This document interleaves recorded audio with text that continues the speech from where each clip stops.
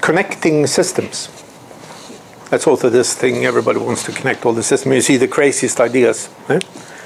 Assume you have 3 systems. 3 smaller systems with one doctor or several doctors on one system. They each have the database. Now, the first idea that people get is, why make it difficult? Make one database.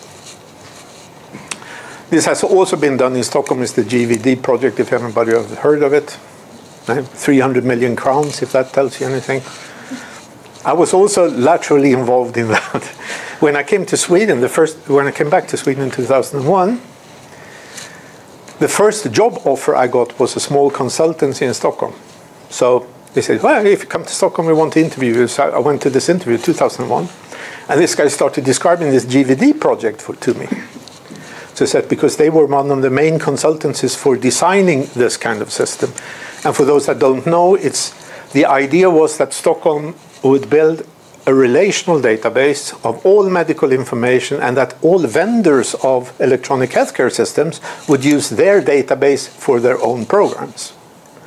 Which means that then all the data was in one place and you did not have communication problem, and everybody would be happy because they didn't need to write their own databases. And you can imagine how well that was received. Because all the vendors say in this area, it's like this, that electronic healthcare record systems don't contain any real business processes, no algorithm, no mystical formulas. The real value, 80% of their value, is in the data structures.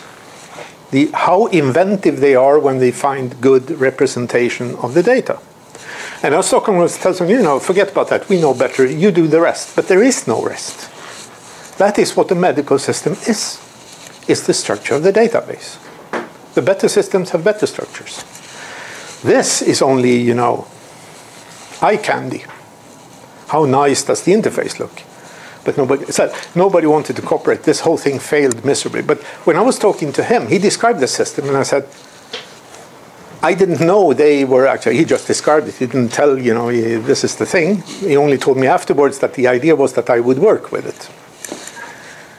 So I said, this is not going to work. First of all, they won't cooperate. And for the other thing, you will get this massive elephantiasis table with objects in the middle.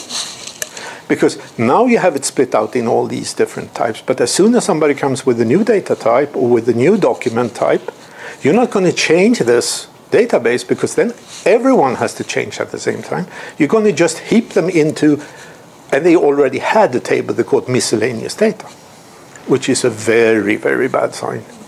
Because after a number of years, this will be 80% of your data. Yeah? How often does it happen that you introduce something new? The larger the system, the more often, I would say, if you strive to have it open to electronic healthcare records coming from outside the region, it would be daily. Would not surprise me, at least every week. But if you refuse to recognize that they are something else, it will never happen. Now what they did was they had this object table where you could stuff everything else in as a binary blob, like they call it. And they already had it beforehand. So, well, anything we didn't think of goes there, he said. But I've seen such systems after a number of years, everything is in there. And Uppsala, the system here is more or less like that. Well, anyway, that is one way of doing it, which is not a good way of doing it. Simultaneously, which is not in this diagram, Stockholm also wanted to have a common portal. I think it even exists. You have a web portal that connects all the systems. So through one website, you can actually see a number of systems. Great idea. But if you try to do this and you do it up there, you actually tie this thing top to bottom. There's nothing left. It's the same system. It's just one big system. Except that you have involved 10 vendors in it. So you're guaranteed never to get anywhere. I didn't get the job. Obviously. I should have shut up. This thing failed. 5 years later, 300 million crowns down the drain. I talked to one of these guys because I was actually still looking for a job 5 years later, and talked to the project manager for this thing at one of the companies that did this. He says, yeah. Have anyone connected to it? Yeah, they're doing it. They're doing it. Yeah, but has anyone done it? No, they're in process of doing it. Who is? Several. Can you name one? No. So in 5 years, not a single vendor had even tried it. That doesn't work. This, however, does work, usually. And that is, you have these applications exchange messages with each other through a messaging system. That messaging system is a third-party something that receives and sends to others and also converts messages if needed from one standard to another. And the major of this system in Sweden was the one that I wrote. And took me 3 years. It's still working. And does a lot of the electronic health prescriptions and stuff like that too. So I know a little bit about it. That's great.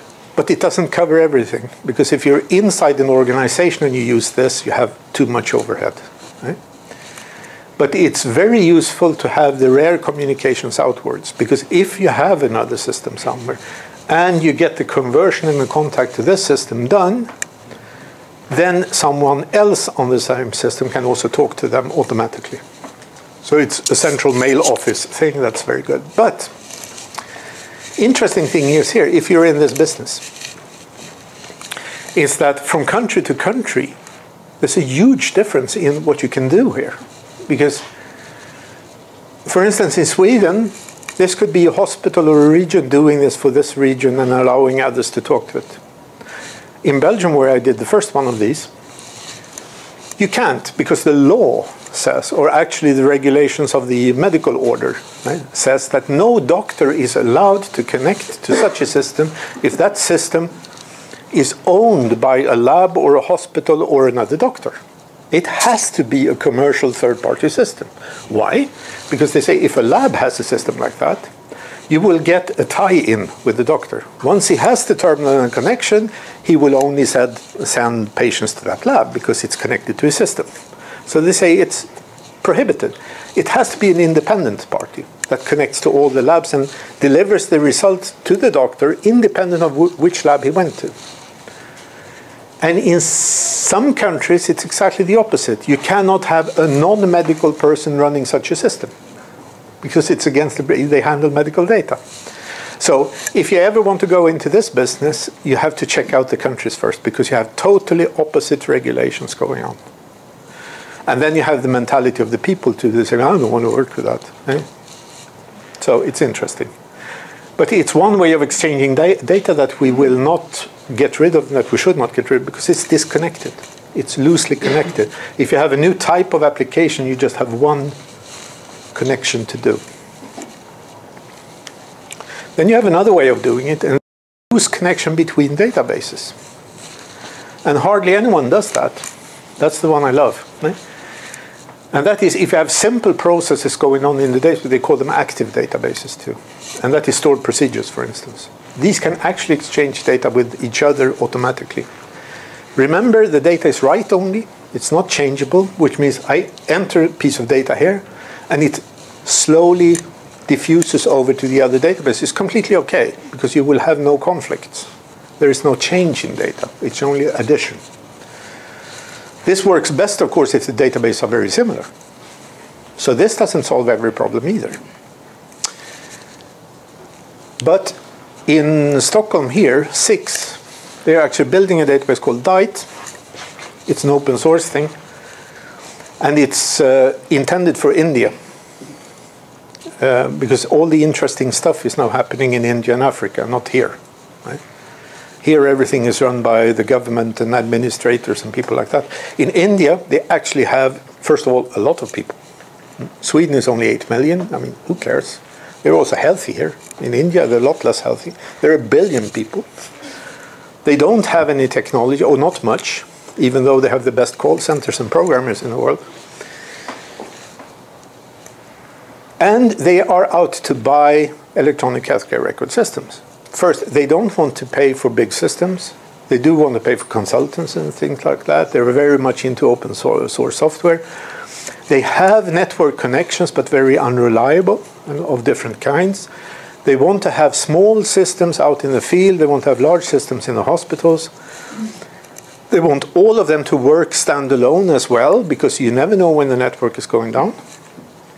And DITE is building the database part of it. I've looked in the source and I didn't find much, so I think they haven't gotten very far, but the idea is there. And the database itself is distributed, which means you put in something here and sooner or later it would show up somewhere else. And it's intended to synchronize over, bad phone connections, mobile phones, fast internet, fiber optics, anything except pigeons, I think. And I think this is a great idea. This is where we need to go. And then have small modules on top of that. Then you can talk about a common database for 1 million people, because it's not one instance of a database. It's spread out all over the place. So there's not one place you can kill the system.